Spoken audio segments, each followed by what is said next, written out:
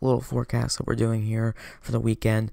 Oddly enough, there is this little circle down here, but we're going to go ahead and ignore that. That is obviously just a slight error that they have had in the system. But overall, we're seeing for Saturday, it's going to be marginal across multiple areas. But looking here right around these 4 states, the Oklahoma, Arkansas, Missouri, and Kansas, we're going to see some type of severe development happen. Could be individual supercells, or potentially something like a small line that could form, which will bring damaging winds potentially.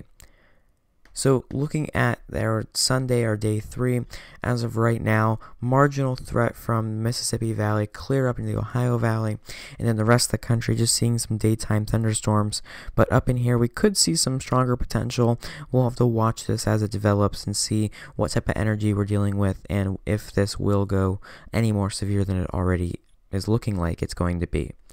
So going over to our NAM, where we're going to check out the temperatures for both days, and looking at our Saturday temperature, it's going to be up in the upper hundreds, 110 even in parts of Texas and Oklahoma, 113, 114 in a few spots, and even over in the California, Arizona, and New Mexico, we're going to see extremely hot temperatures. We're even getting the hundreds in the parts of Nevada, and even potentially up in the parts of Utah.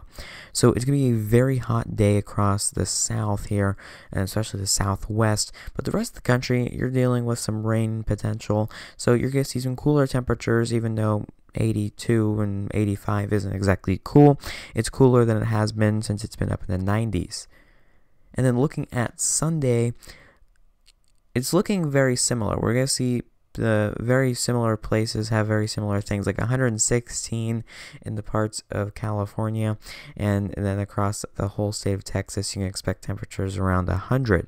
So extremely hot summer heat in the southwest, which will elevate the fire risk because it is going to be so hot, so be watching out for that. But temperature-wise, extremely hot in the southwest. Across the rest of the south, we're going to see 90s and then back up into the 70s and 80s thanks to the rainfall into parts of the Midwest and the Northeast. So looking at your composite reflectivity, looking at basically the same type of radar that you would be seeing at the time, general precipitation-wise, we're going to see some rainfall occurring across this area where it's cooler on Saturday in the afternoon hours. We're going to see the kind of remnant of this tropical moisture system that will be making its way up into Canada, as all of the other kind of fuel for it will be coming from down south. And so that's where we're going to see that, potentially some daytime thunderstorms in the Midwest. And then in the nighttime hours on Saturday, we're going to see some individual storms start to take off, maybe some stronger ones in the parts of New York. But looking at it, it's just going to be some general systems that will be popping up, potentially a new system that might be starting to form across portions of the Northwest.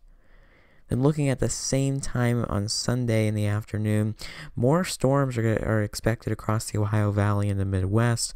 As the tropical system is now moved, we're going to see some more moisture be pulled up into the Ohio Valley, and potentially some more storms starting to build with the daytime heating across the plains.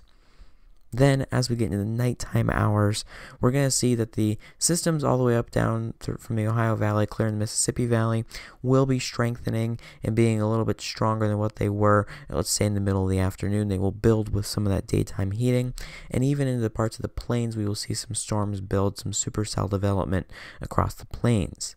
So not anything super exciting this weekend. We could see some upgrades and some different models and stuff as we go along. But looking at it overall, it's going to be a calmer weekend. We're not going to see as many of these big storms, but we are going to see some severe storms in specific locations. So I'll be watching out for that. We hope to see you on Monday for your next week's forecast.